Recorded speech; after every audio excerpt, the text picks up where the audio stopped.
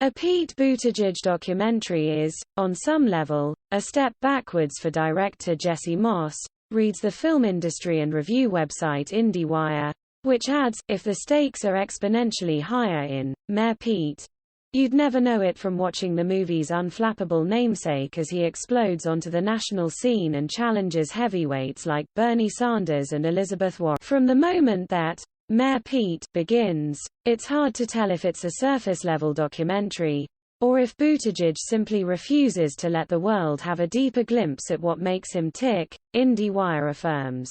A review by The Wrap said that it was frustrating to watch the documentary and learn, surprisingly little about Buttigieg himself.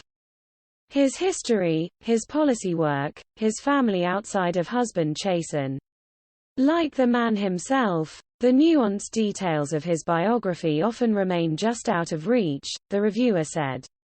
A documentary shouldn't require a supplementary visit to a subject's Wikipedia page to fill in copious gaps. But Buttigieg's apparent substandard documentary is not the only thing about the former mayor that's currently getting negative reviews. Amateur Hour. Pete Buttigieg's inexperience exposed as supply chain breaks down, reads a Wednesday morning headline by The Hill. Under the Biden administration, the former mayor of South Bend, Indiana, is now head of the Department of Transportation, which employs more than 58,000 people and has a budget of $87 billion. These responsibilities are a far cry from those involving Buttigieg's previous position as mayor of South Bend, which has a population of just 103,453, and harbors a small train station, a small bus station, and a small regional airport. Now, with Black Friday and Christmas just around the corner, the U.S. is facing a massive supply chain crisis that is expected to impact every American, specifically the lower and middle classes, as well as negatively affect restaurants, stores, and small businesses while consumer costs rise. A growing number of shipments are stuck at sea because of supply chain issues, leading to growing concern that holiday shipments may not arrive in time, reads a recent report by CBS News.